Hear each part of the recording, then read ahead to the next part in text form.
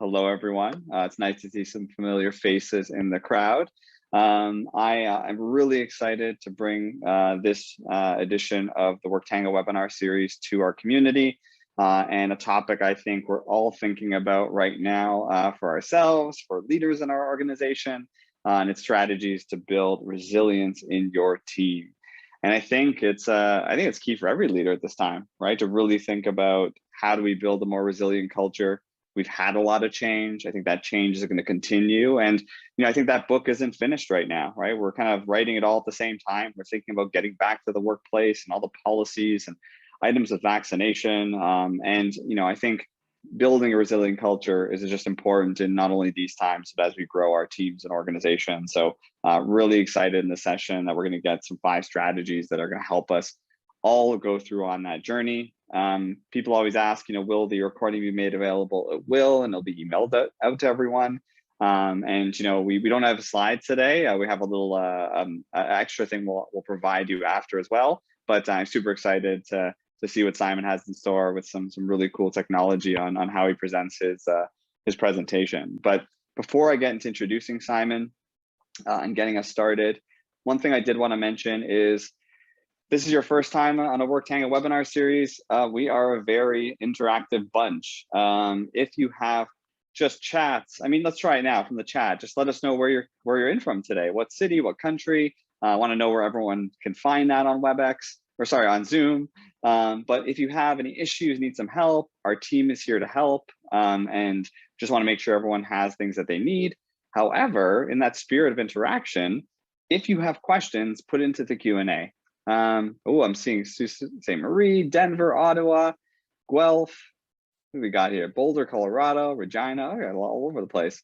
I'm in downtown Toronto, by the way. You're seeing cranes go by my head, and that happens here. London, UK. We got across the pond there. Well, I appreciate it. Everyone knows where the chat is right now. We got some Connecticut. Well, hello everyone. It's nice to see people from around the world.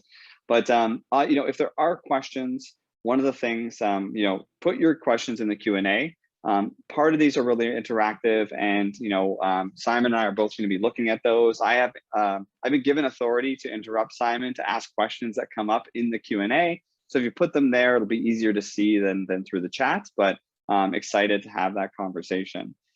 So that being said, just outside, we're done with the formalities and with the introductions and with all the housekeeping. But I did want to introduce our speaker today, Simon. He's a premier speaker on resilience, inspiration, and innovation. He is the founder and chief inspiration officer of Elevate Your Greatness. And he focuses his energy on helping others find and ignite their passion, right? And if there's one thing I get excited about, it's passion. You wear it on my shirt all the time. And I've seen Simon speak before and thought, he'd be a fantastic person to learn from and hear speak, especially in these times and with a topic that's so relevant. He has facilitated hundreds of these sessions, sparks energetic conversations, which we hope we have here. Not only about this topic, but about innovation and business transformation. So Simon, I want to introduce you to the proverbial virtual floor. Before you get started, I did want to ask you, I just read your bio, but I want to have a little more fun with it. But what's one thing we wouldn't know about you by reading your normal bios or looking on your LinkedIn profiles? Hi, Rob. I've always tried to get over my fears. One of my fears was I was very claustrophobic. And so I set myself a goal to overcome my claustrophobia. And so I came up with a list of the wildest things I could do to overcome my claustrophobia. And I think number 14 on the list was great white shark cage diving. So I did that, went down there. Strangely, I smelt of tuna for about a week after, but it was an amazing experience seeing incredible animals in their natural habitat. Very cool. All right. Hopefully I can ask you to share some pictures of those later.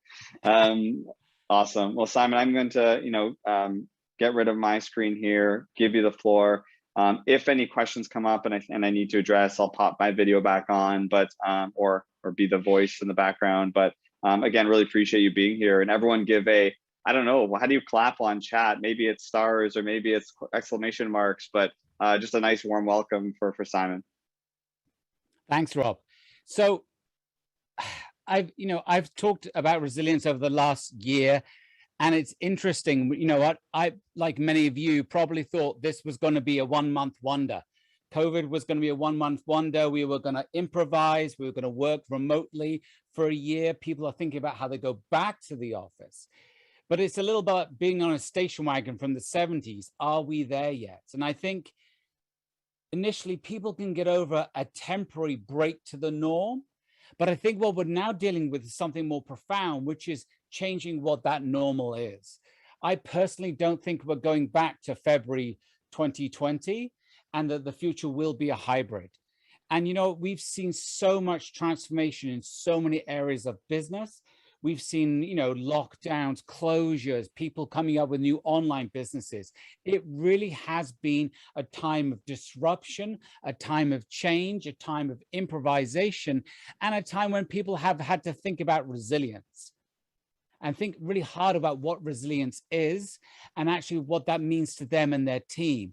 And as we come out of this, potentially, as vaccinations are rolled out, we think about what that means to individuals, what it means to you as a leader, leading a team, because often it's the moment you come out of something is when that stress points really emerge. We club together when we face the crisis. It's when the crisis dissipates is when people really need your support as a great leader. So welcome everybody for joining. So I'm going to talk about resilience. I'm going to talk about change, and I'm going to talk about innovation, because they're all kind of bundled together. My key point is really humble. It's this: your job as a leader is to help others reach the summit of their talents.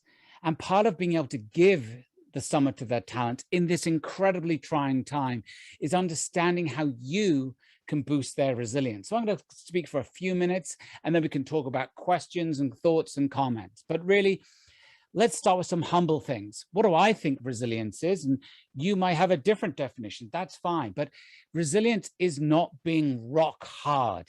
Even the hardest rocks eventually erode and break. It is not being rock hard. It is actually moving with the wind, adapting. So when you think about resilience, it's not being rock hard, stolic and cold. It is about being something more dynamic with the environment, adapting with the environment. Another thing you often hear when you hear the word resilience is we're going to bounce back. But as I mentioned at the beginning, are we really going to bounce back to what we knew? Was it that good to begin with? And I think one of the things we've seen through COVID is it's given us an opportunity to assess what work should be and what it could be. And the best way to think about resilience is not bouncing back, but bouncing to somewhere new, and being kind of proactive in thinking what that really means. Bouncing to somewhere new, bouncing forward, bouncing somewhere to new. I mean, you can take a part of this from nature. Nature is incredibly resilient. Even forest fires, those terrible forest fires, are part of nature's course of getting rid of the scrub to actually allow for new growth. So part of resilience is not just dealing with the tough times, but seeing the opportunities in those tough times. What are those clearings, those opportunities in your sector, in your business to really move on? So when we think about that and we think about what that means for change, means change for you and your team, it's as simple as this: disruption equals uncertainty. One of the key things that people look for their leaders is someone who is basically giving the compass, the steering, the navigation at a time of uncertainty. And we have faced incredible uncertainty. I've done a lot of work with companies with strategy, and they've gone from strategic thinking from 5 years literally to 2 weeks. How do we keep the lights on? How do we keep going? How do we change? So disruption equals uncertainty, and uncertainty can actually be destabilizing for many. So if you have too much disruption, then you face overwhelm. And I think many organizations, many people have faced that sense of overwhelm as the disruption has got to the point where there's too many things. So part of what I'm going to be talking about today is how can you manage that immense disruption in our work lives, our private lives, our personal lives, and all of the things in between. Here's a humble point, and I say this with all humility. Change is nothing more than the process of becoming something different. That's all it is. It is the process of becoming something different. Call it a strategy, whatever you want to call it. It is the process of becoming something different. As a leader, you have to understand you have the right process, the right way of moving to where you want to go, moving to where you want to see that you need to go. So having the right strategy helps you deal with change. The other piece, which I think is really essential when we think about the pandemic and moving forward the pandemic, is what essentially has been a stopgap. So many of you, organizations, people who work in talent, have done stopgaps, improvisations, online recruitment, online interviews. Which ones of those will be a stopgap and which will become potentially permanent? It's always interesting to see what the opportunity is. I mean, I've done talks in Australia and Europe and other places without actually leaving my home. So again, what is a stopgap and what is something permanent? Another way to think about what we've gone through is essentially, if you think about, we went through a crisis, and that crisis was that immense disruption, then we kind of got to a point where we normalized around it. It was some things new, there was some things different, but again, there was that normality. But then what is the new normal? Because we have embraced change. We have embraced those improvisations. We've learned things on the journey. But here's the piece when it translates to you, the leader, your team, is when you think about it, when you're dealing with a crisis, we club together. We really do club together. We enjoy that sense of coming together. But when you're dealing with the kind of the abnormal, the normal plus, we collaborate. Here's the danger point, though, is when the crisis appears to subside, we're left on our own.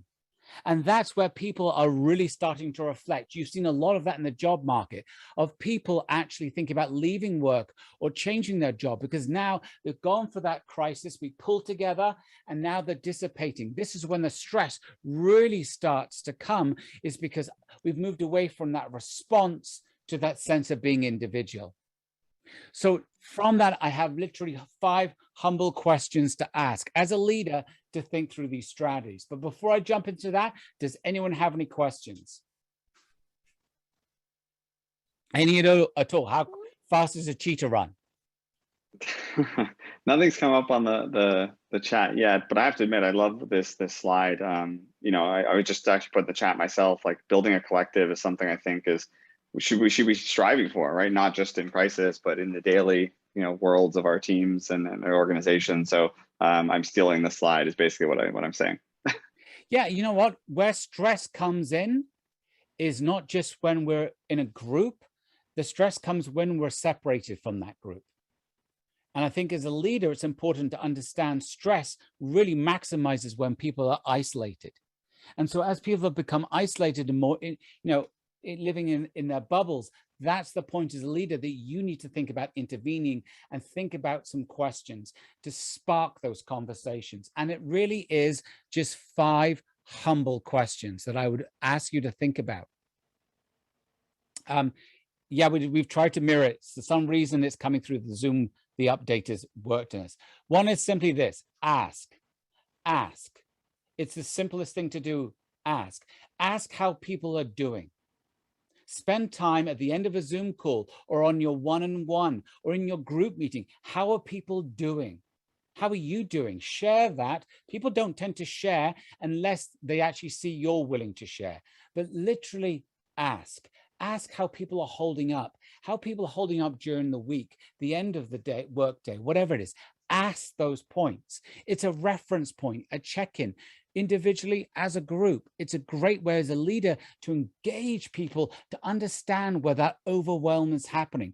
What is overtaxing us the most? Because people tend to, as professionals, put on that professional stoicism and hide those kinds of concerns. So again, how are you holding up? Literally, how are you holding up? Because here's something I've learned and you've learned. Everybody has a background now. One thing we've learned is that everybody has a home. We've all got things that happen in the background. I was on a conference literally a month ago, and one of the speakers was speaking, and it was a business conference, very super serious stuff, and his kid has a meltdown in the next room. I mean, screaming fit meltdown. And you know what the interesting thing was? Nobody even mentioned it, because it's now the new normal. Everybody has a background. Everybody has a life beyond the work. But again, think about the stress points, because if you can understand people and ask their concerns now, then you're not going to lead to those big challenges later, because people are under pressure. People are feeling disconnected. We are social animals. We love the sense of human connection. That's why one of the reasons we go to work and identify with our work is because you feel connected to the people who share similar values as you. So if you're thinking about ask, then acknowledge. The next real piece to this is simply acknowledge. Acknowledge this has been a tough time. As a leader, I think, you know what? Don't put on your suit of armor. This is not about being hard. It isn't. Remember, I talked about resilience not being hard and cold. It's not about putting a suit of armor and being bulletproof.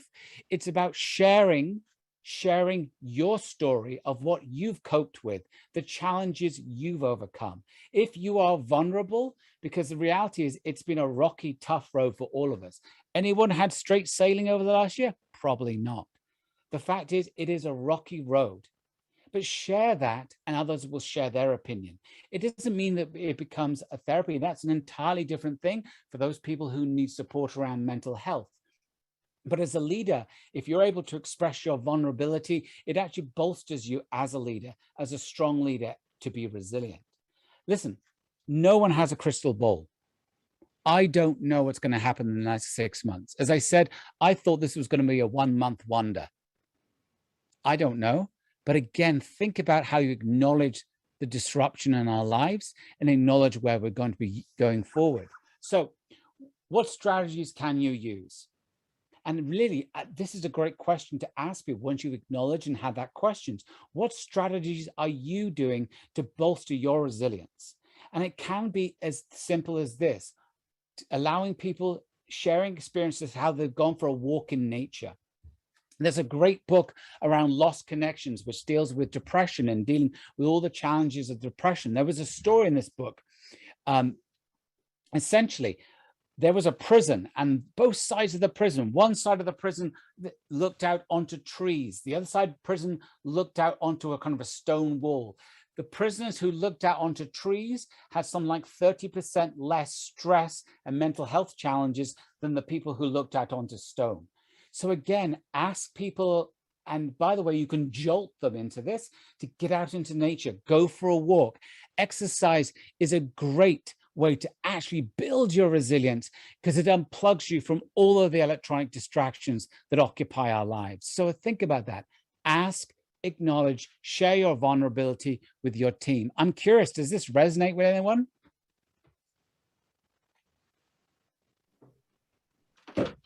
And there's some yeses going in the chat. I mean, I just personally, it definitely resonates. I think we became really vulnerable as a leadership team, as a group. And what it did is started rallying the team around, how do we support the organization or the teams in different manners. So I think there's a huge level of empathy that's required in our jobs as leaders to be able to understand what people are going through. And it's all levels of the whole wellness structure, whether it's physical, mental, social, financial, like all parts of people's lives are being, kind of attacked at different levels. We just may not know the severity of it. So without asking, it's really hard to empathize. But I love some of the ideas and even getting out, and some people are agreeing with you on the chat here for sure. Yeah, I mean, there's a comment that comes up. I mean, it is true. I mean, we've seen in many cases people have turned to substances during this period, and you know what? It's a natural coping mechanism, and I think a lot of people have chosen those coping mechanisms, but there are, you can say, some more better coping mechanisms, right? I mean, exercise. I'm not suggesting you go out and become a CrossFit champion. Just going for a walk is being proven to actually kind of unplug the mind, that sense of solitude, being in nature, humble or huge, it doesn't matter, helps you reconnect and actually absorb the disruption we have in our lives. So it's really important.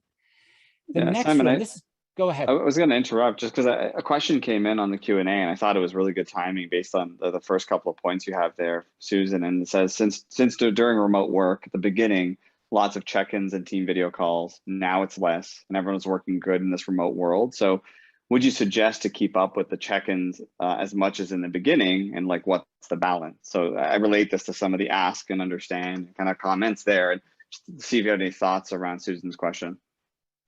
Yeah, I mean, I think it's the question of, I mean, Susan, if I unpack that a little, the question is, what is the check-in for? Is it for works actions, or is it actually to see how people are doing and how they're holding up?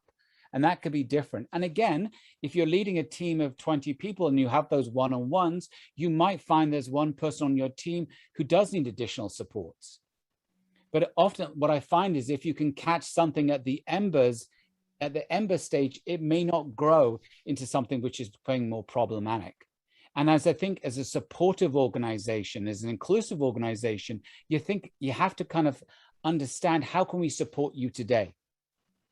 What do we need today? So I think you're absolutely right. A lot of people did that at the beginning, and it's difficult to gain that consistency. But I've also seen organizations that have adopted it as a practice on a weekly basis, which has been really helpful for their teams and the resilience they've built in those teams. Great, thanks. The next real piece, and this really is, I would say, a pivotal word. It's really the hinge point, and that is really to accept the reality. And that can be difficult for people because it's so many pieces are moving, so many plates are kind of juggling in the air. But acceptance. Now, acceptance does not mean surrendering to the reality. And I'm a great fan of, if it's a great read, Viktor Frankl's Man's Search for Meaning. You know, as a Holocaust survivor, and how he overcame this incredibly appalling experience and actually built into it a sense of purpose of how he overcame that. It wasn't surrendering to fate. It was actually saying, I've accepted the reality. Now, what can I control in this fate? And I think that's a key piece. It's not surrendering, but seeing what are the points of control, because that's the key piece. What are the situation in any situation? What are my humble or huge levers of control? And it doesn't mean that you should have rose-tinted glasses. It doesn't mean that. But it does mean looking for those tiny points of control of this kind of chaotic situation. As a leader, how can I give reassurance? How can I give a sense of certainty? How can I give a sense of control or order when it seems so many things are volatile? So think of your ecosystem of your work. What are the points of control that I can leverage to give a sense of certainty that gives a sense of resilience to my team? And I said, this is not about rose-tinted glasses. And it's not about saying there's not bad things happening. So I think there's a piece here, which is simply this: realistic optimism. Realistic optimism. That's the key piece. It's not optimism, it's being understanding the reality. So what I want to do with this, let me step forward, is really the next piece, which is adaptation. If you've thought about that question of acceptance, adaptation, resilience is not, again, holding back the wind, it's bending with the wind. So once you've figured out all of those elements of control, then think about those elements that we can adapt today in a structured format around the way we work, how we interact, how we're making decisions. I've seen a lot of organizations, for instance, focus on what do we really need to collaborate on, which is the most creative aspects of what we're trying to achieve. And the collaboration is what people are thriving for, that social connectivity, the creative experiences. Even when they're thinking about returning to the office in a hybrid model, they realize that it's the creative experiences that people are really looking for, that social interaction around a common problem, the big kind of question marks and problems. So what I want you to think about, and this is a simple thing before we'll cut away from this, is think back to all the brainstorming situations you've been in your career. I'm sure many were successful, but some of them were unsuccessful. And I've actually facilitated many brainstorming that weren't over successful. And some of them, honestly, were terrible. People were literally like the Walking Dead because they didn't bring the energy. And the key piece to this, when you're thinking about adaptation as a leader, is this: people conform to the average of their peers. They conform to the average of their peers in energy, behaviors, and attitudes.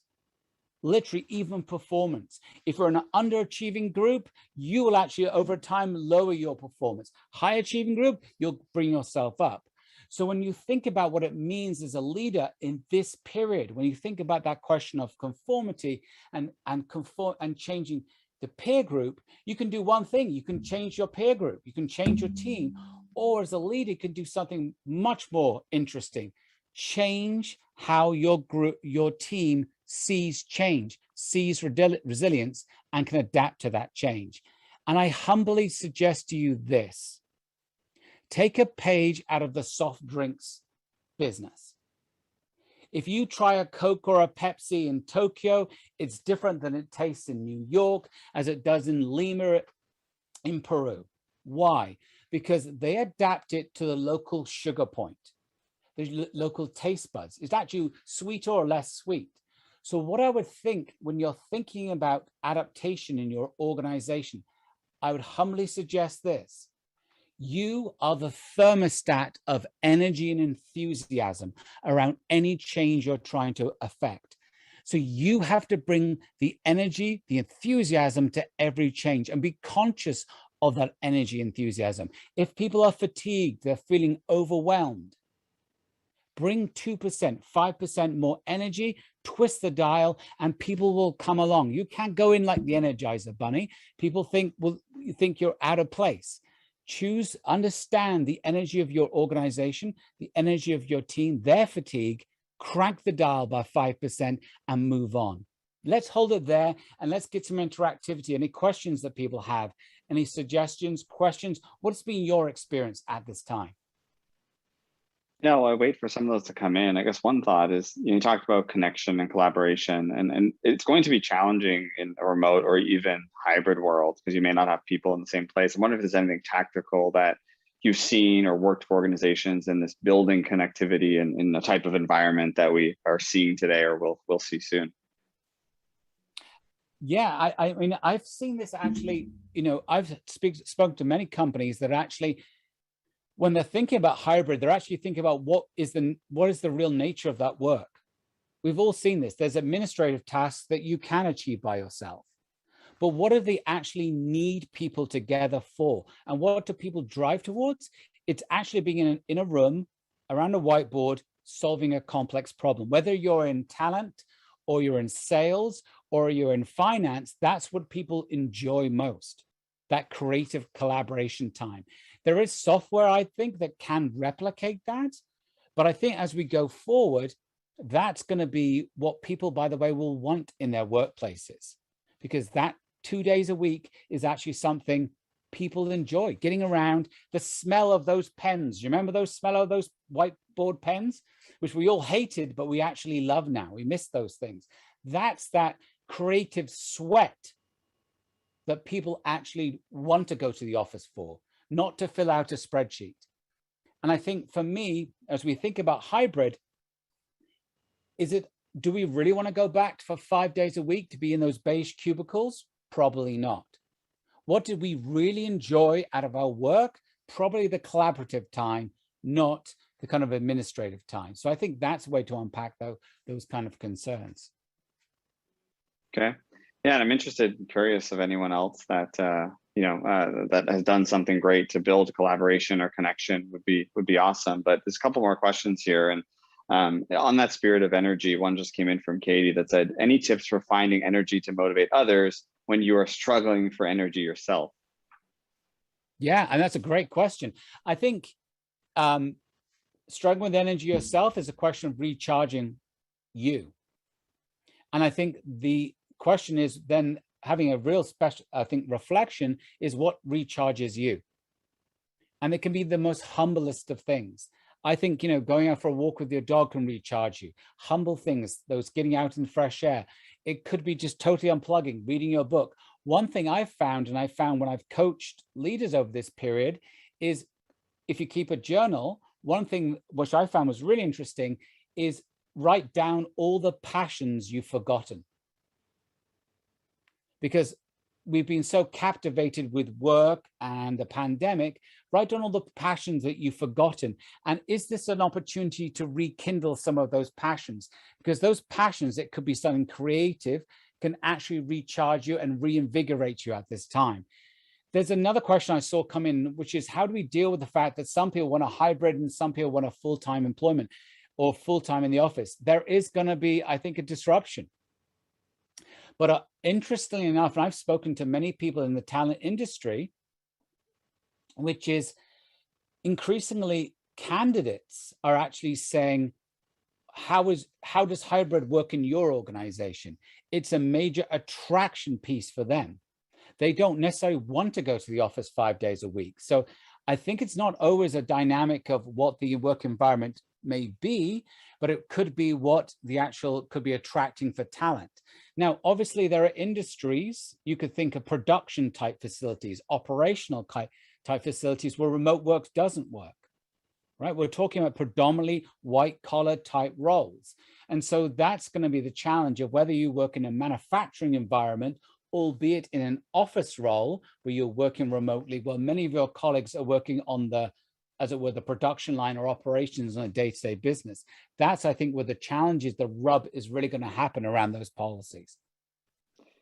Yeah, and Simon, I guess, so I saw Raphael respond to Katie around finding energy. It said chocolate. I had to move my dark chocolate from this desk to another room for that reason.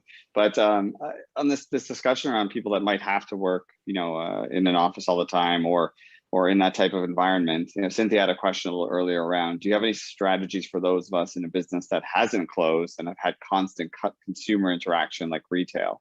Any thoughts on that? Because you're talking about that disparity between in office and out, but any thoughts on Cynthia's comment? Yeah, I mean, that's a great question. I mean, the reality is those people who work directly with customers have had to keep the doors open. And with all the restrictions and lockdowns and all those ramifications. So I think they've adapted and shown incredible resilience. And for the most part, I think most customers have been respectful of those restrictions and those challenges.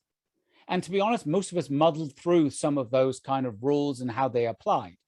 I think the question is really then, again, go back to what I said at the very beginning. If you are leading a team that is customer focused, that you feel has been under pressure, think about those first 3 steps. Ask them where the breaking points are, where the challenges are. Even if they just express it, where some of those kind of stress points are.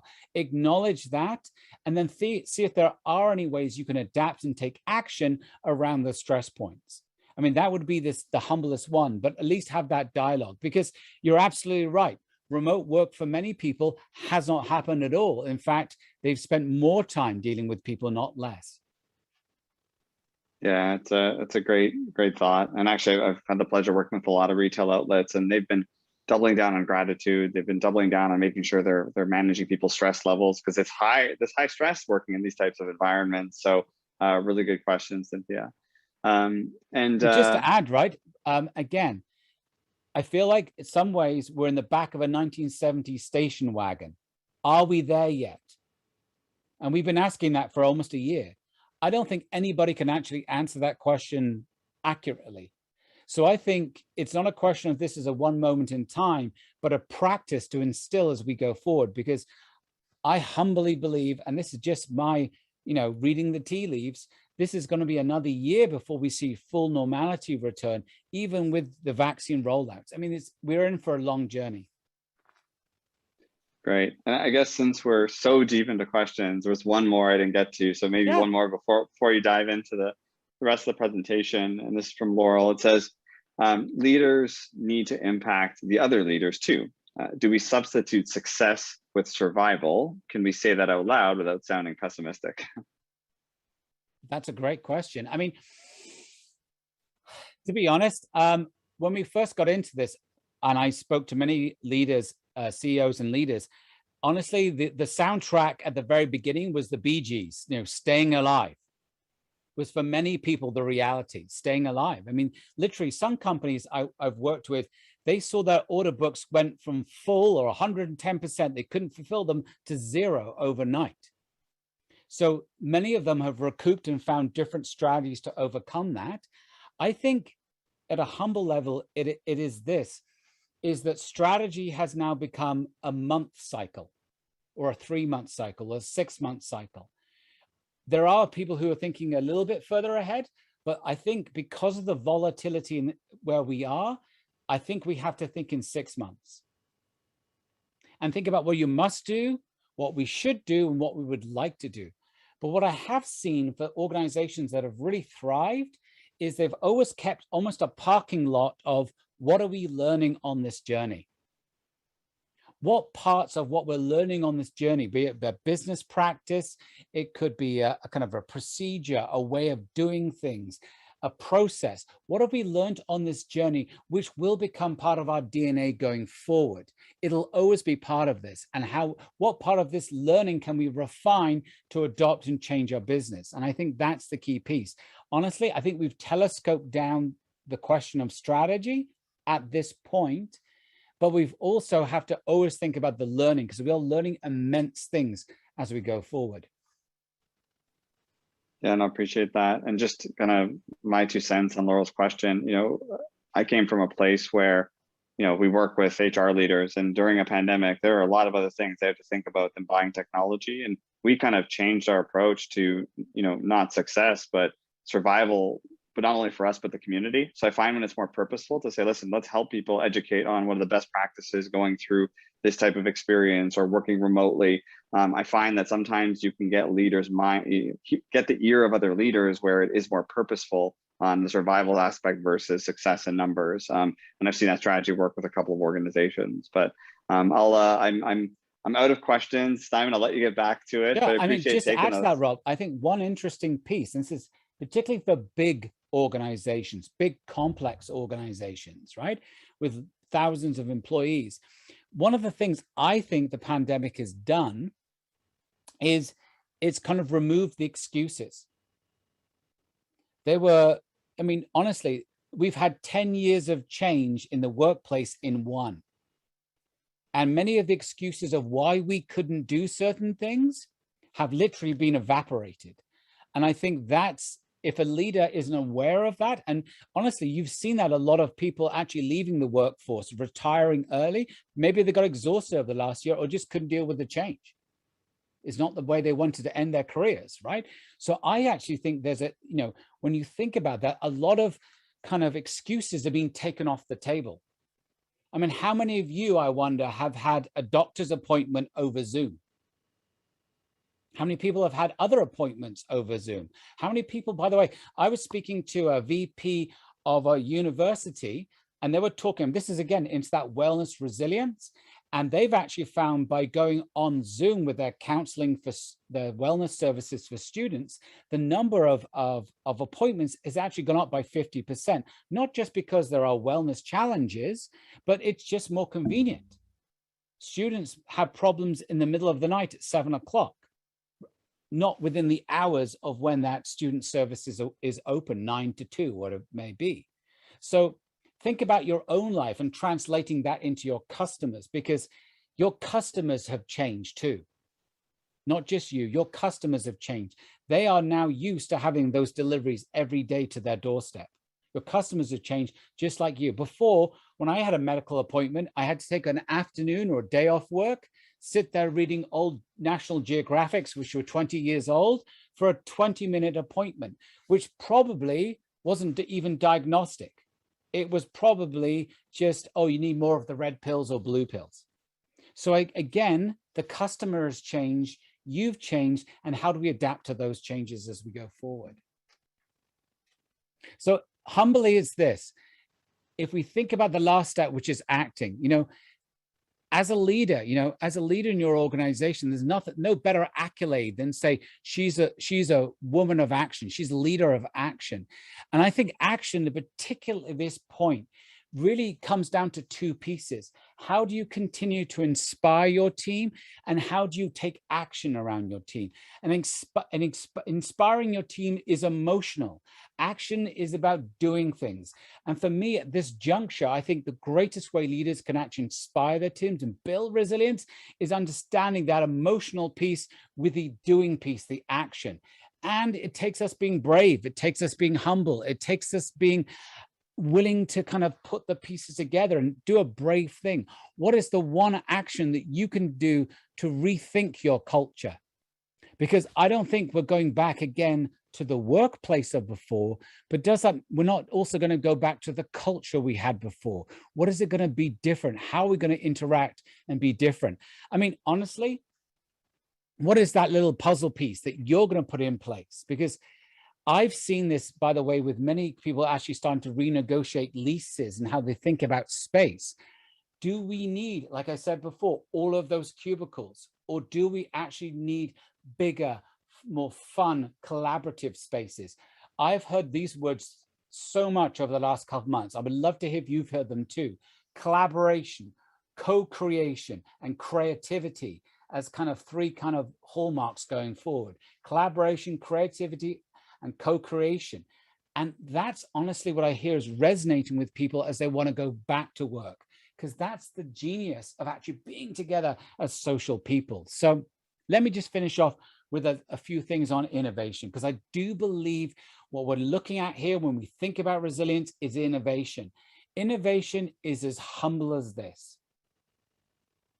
It's about having an idea, a creative idea, as an individual, as a team, as a leader who leads a team, taking action and then creating something of value to your customer, of value to your culture in your organization, to the bottom line, something of value.